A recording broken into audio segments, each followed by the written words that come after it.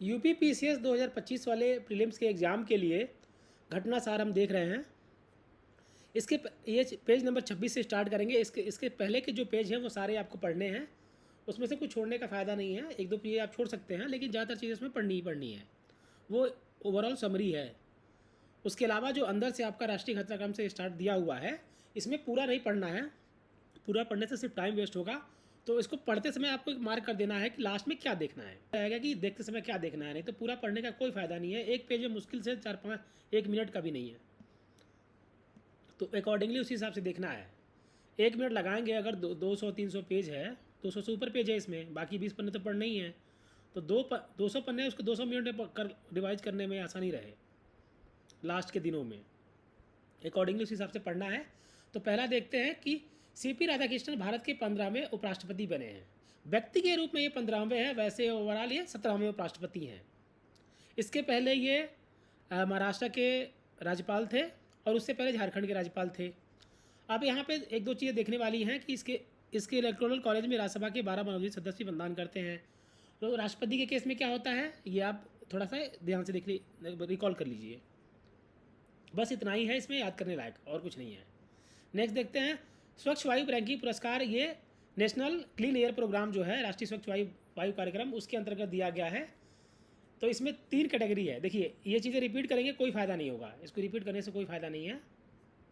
तो सीधा आप पॉइंट पे आइए कि भूपेंद्र यादव ने नई दिल्ली में इसको दिया था। ठीक है।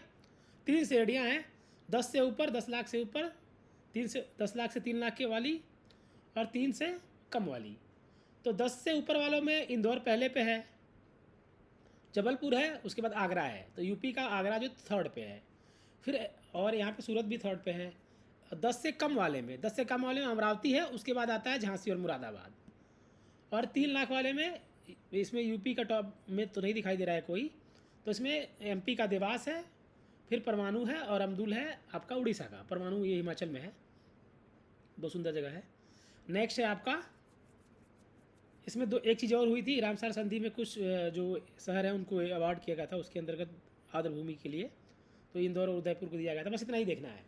इसके बाद देखना है ओके आपको एसआरएस देखना है। तो एसआरएस ये करता कौन है, इसको बोलते हैं सैंपल रजिस्ट्रेशन सिस्टम जो होता है। तो ये वही करता है जैसे रजिस्ट्रार जनरल ऑफ इंडिया होते हैं जो सेंसस कराते हैं। जब वो सेंसस कराते हैं उनको सेंसस कमिश्नर बोलते हैं। इस पर निकल के क्या आया है कि 2013 में 40 थी नवजात शिशु की मृत्यु दर, अब ये 25 हो गई है। और इसमें सबसे अच्छी परफॉर्मेंस किसने दिया है, मणिपुर ने। ख़राब कौन से हैं, एमपी, छत्तीसगढ़, उत्तर प्रदेश, इनका 37 है, मणिपुर का बेस्ट है 3। उसके बाद आपका केरल है जिसकी 5 है। तो मणिपुर के बाद केरल 5 है। बस नेक्स्ट आपको देखना है ग्रामीण और शहरी। शहर की 28 हो गई, शहर की आपकी 18 हो गई है, और गांव की 28 हो गई है। तो मेनली इतना ही देखना है आपको, इससे ज़्यादा देखने का कोई ज़रूरत नहीं है, क्योंकि यहाँ पे TFR 1.9 हो गया है। बिहार का ज़्यादा होगा, बाकी जगह कम है। ज़्यादा आपको उसके अंदर नहीं आना है, बस नहीं हो गया। अब ये NIRF की रैंकिंग आई है। इसमें ओवरऑल में IIT मद्रास टॉप पे है। और कैटेगरी वाइज भी देखिए क्या है। कैटेगरी वाइज अगर ओवरऑल में मद्रास है तो इंजीनियरिंग में भी मद्रास होगा। उसके बाद आ गया आपका इनोवेशन में भी IIT मद्रास, ये जो भी इंजीनियरिंग का काम ही है।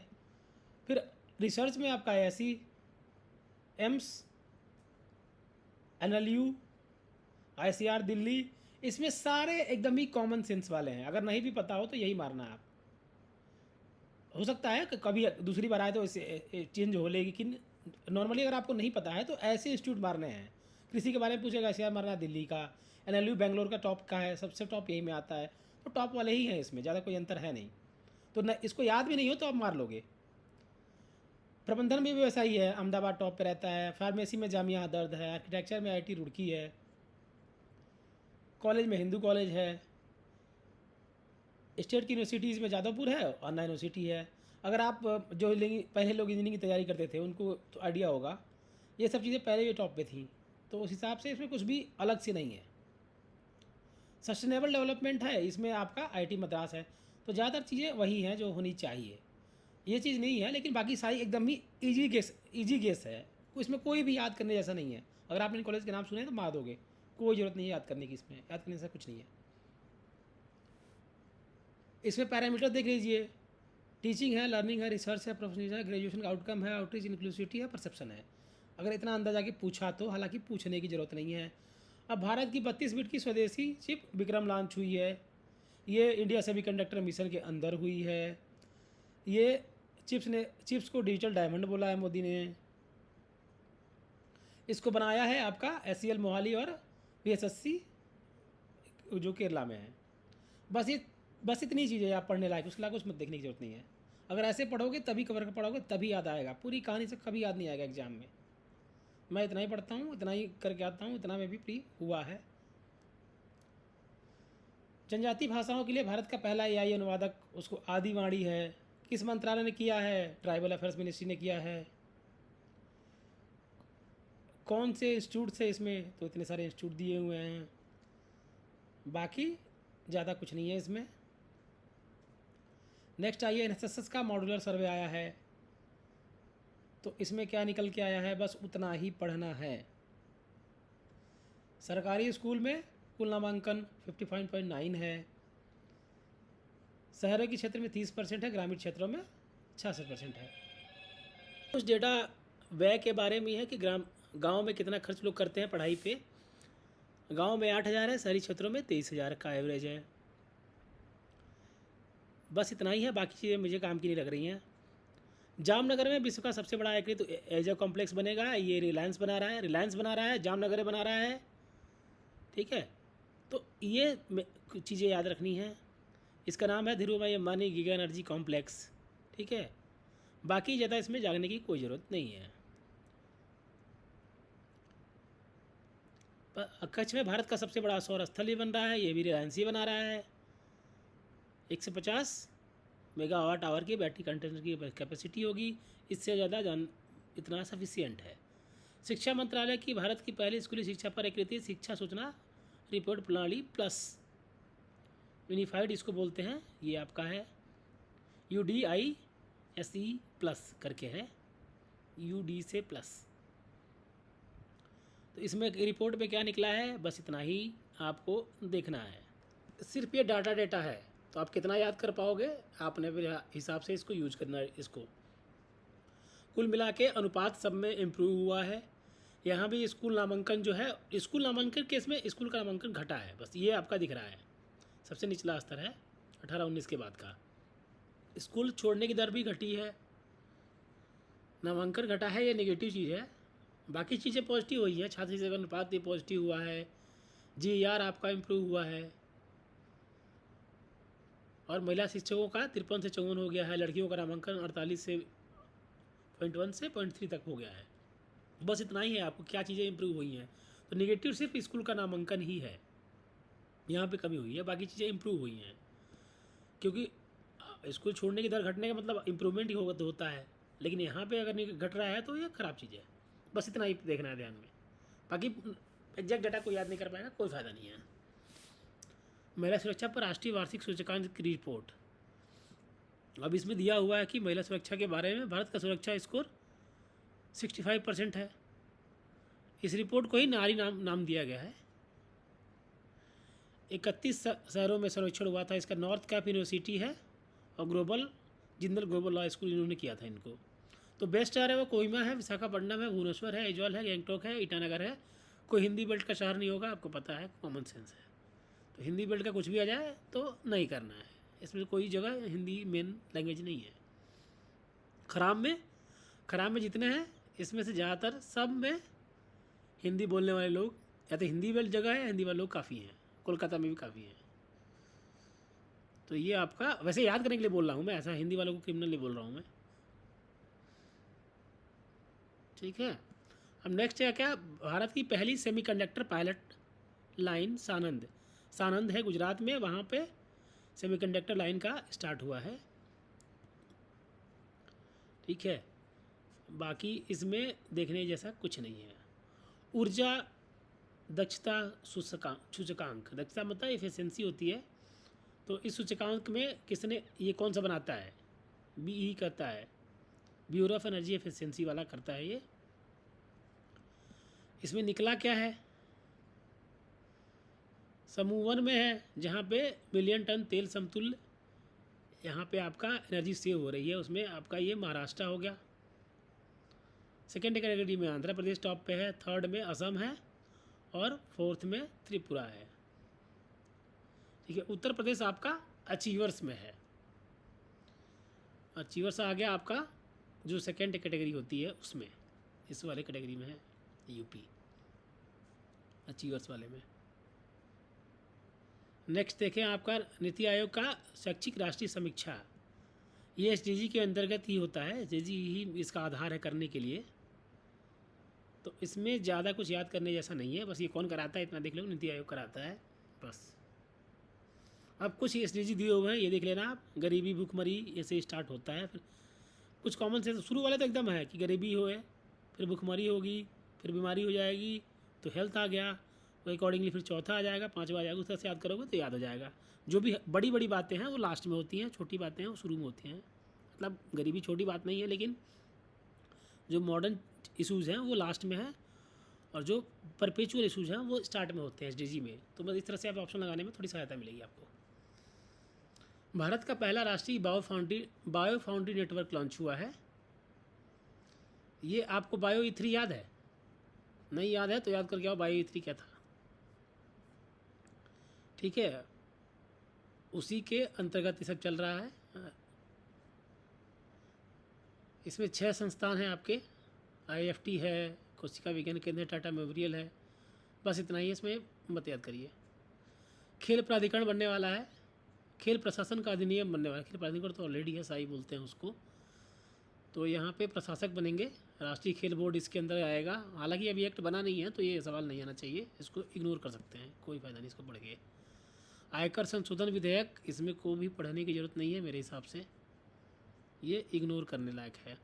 ऑनलाइन गेमिंग का बिल आया था तो उसमें ये आपका जो 50 रुपये लगा के करोड़ जीतने वाला स्कीम था वो तो ख़त्म हो गया यहाँ पे।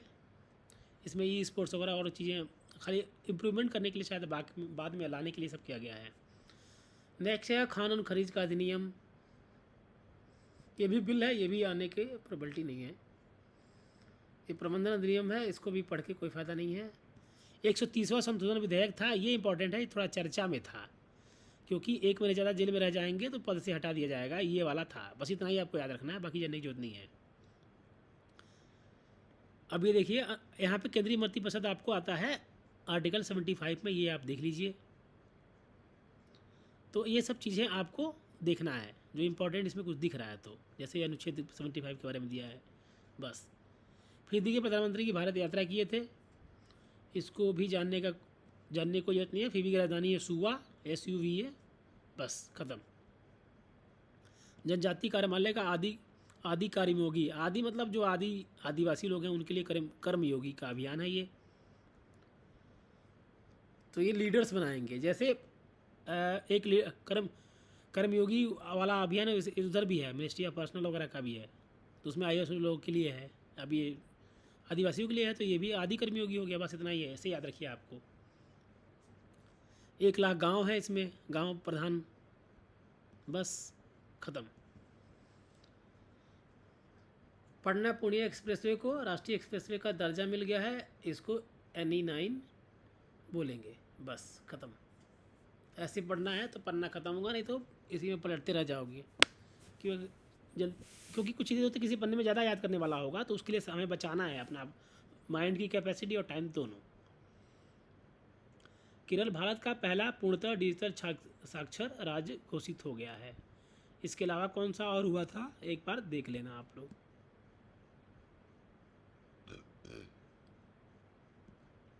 नेक्स्ट है आपका भारत ने ALMM के तहत 100 गीगावाट सोलर PV निर्माण की उपलब्धि प्राप्त कर ली है। 100 गीगावाट का आपका सोलर हो गया है।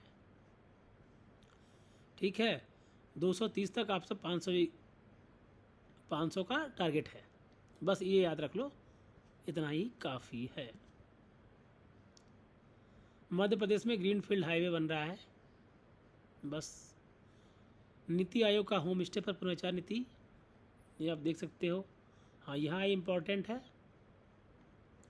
ये मराठा मिलिट्री लैंडस्केप को यूनेस्को की धरोहर में सूची में शामिल किया गया है। तो इसमें कंडेली, लोहगढ़, रायगढ़, राजगढ़, प्रतापगढ़, ये सब सारी चीज़ें हैं आपका। सिंधुदुर्ग, जिंजी किला, ये सब हैं बस। अब देख ला मराठा पर इसमें इतनी सारी चीज़ें हैं। जिंजी किला विल्लुपुर तमिलनाडु में है, ये भी मराठा लैंडस्केप में आता है। अब कैसे ये नहीं पता। बैराबी सरंग रेलवे लाइन का उद्घाटन हो गया है। तो ये बैरागी सर कहाँ है? मिजोरम में है बस। बाकी ज़्यादा मत याद करो भाई। डीप ओशन मिशन, तो इसमें कौन कौन से आपके इंस्टीट्यूशन हैं उन पे ध्यान देना है। मत्स्य 6000 है ये, इसको याद रखिए बस। इतना इस ऐसे पढ़ा जाता है तो आपको याद रहेगा, बाकी चीज़ों करने का कोई मतलब नहीं है। ये NIOT है इसमें। अभी ये कहाँ पे है एक बार आप लोग देख लो फटाफट खोज के गूगल मार के। स्वच्छ सर्वेक्षण पुरस्कार, ये आपका हो गया रिड्यूस रिसाइकल 3R वाला। इसमें सुपर स्वच्छ लीव हुई है और स्वच्छ शहर, ये दो चीज़ें हैं। विशेष श्रेणी भी है आपका, जैसे गंगा शहर, कैंटनमेंट बोर्ड, सफाई मित्र, ये सब में भी अवार्ड दिए गए हैं। तो 10 लाख से ऊपर में इंदौर चलता आ रहा है, सूरत चलता आ रहा है, ये 3 चीज़ें हैं तो हैं। 3 से 10 के बीच में नोएडा है, ये देखिए नोएडा देख लेना ध्यान से। और ये बहुत अजीब बात है कि इसने ये डेटा निकाला है कि नोएडा की जनसंख्या 3 से 10 लाख के बीच में है। पता नहीं कौन से लोग हैं ये। अब ये देखिए आपका ज़िले के भी नहीं करूँ मैं, शहर की जनसंख्या इससे ज़्यादा होगी 100%। 3 लाख तक में आपका यहाँ देख लो पंचगनी है। पंचगनी का सुंदर जगह है ये, जाना। ये 5 श्रेणियाँ हैं आपकी, तो इसमें सेब चीज़ें वही लिखी हैं। पणजी को 50,000 तक में है। विशेष रूढ़ी में आपका प्रयागराज, सिकंदराबाद कैंटनमेंट, और सफाई मित्र में ये Visakhapatnam GVMC greater Visakhapatnam municipal corporation उसके अंडर में आता है, तो उसके ग्रेटर विशाखापट्टनम का एरिया है। इसमें गोरखपुर भी है इस वाली श्रेणी में। महाकुंभ के दौरान करने के लिए प्रयागराज तो आपको याद ही रहेगा। चौथी श्रेणी में आपका होनहार लोग हैं ये, इनमें उम्मीद की जा रही है लोग सुधर जाएंगे। उसमें पटना है, रायपुर है, सोनीपत है, बूंदी है, ग्वालियर है, बस ज़्यादा देखने की जरूरत नहीं है। पशु रक्त आधान और रक्त बैंक के बारे में कुछ हुआ है लेकिन इसको देखने की ज़रूरत नहीं है। फिलीपींस के राष्ट्रपति मार्कोस बदमाश लोग हैं ये, तो नार्कोस के जैसे बदमाश था ये भी इनका नाम है, मार्कोस है। तो बस बाकी जानने की ज़रूरत नहीं है।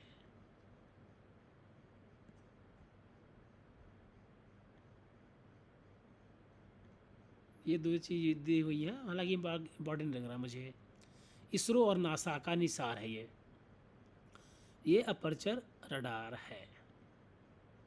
GSLV 16 यूज हुआ है। GSLV MK2 ये वाला व्हीकल है, ठीक है।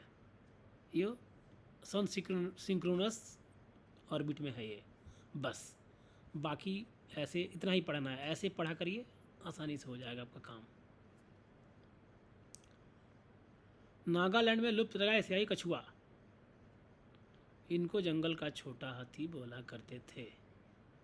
बाकी ज़्यादा नहीं जानना है। कांडला देश के पहले हरित हाइड्रोजन दीनदयाल पोर्ट, ये कांडला में है। यहाँ पे ग्रीन हाइड्रोजन प्लांट लगा है, बस हो गया। टाटो दित्ती जल विद्युत परियोजना को मंजूरी हो गई है। टाटो कहाँ है परियोजना? ये अरुणाचल में है, बस इतना जानो। ट्राइबल जीनोम सीक्वेंसिंग की शुरुआत हो गई है गुजरात से। ये कर रहा है गुजरात का बायोटेक्नोलॉजी रिसर्च सेंटर। वंशानुगत बीमारियों को जानने में इससे हेल्प मिलती है और काफ़ी चीज़ों के बारे में पता चलता है हेल्थ से रिलेटेड, उसका ये उद्देश्य है इसका। अब ड्रोन आधारित क्लाउड सीडिंग हुई थी। रामगढ़ झील है जयपुर में, उसको ज़िंदा रखने के लिए। पहली बार फेल हो गया था, दूसरी बार में हो गया था बस। इसमें क्या यूज होता है? पोटेशियम आयोडाइड, सुक्बस या सिल्वर आयोडाइड। बस इतना 3 चीज़ याद रखिए, बाकी जानने की ज़रूरत नहीं है। देश का पहला राज्य स्वास्थ्य नियामक उत्कृष्टता सूचकांक लॉन्च हो गया है। ये भी फालतू है, इसको टेस्ट कहते हैं, बस इतना याद रखो।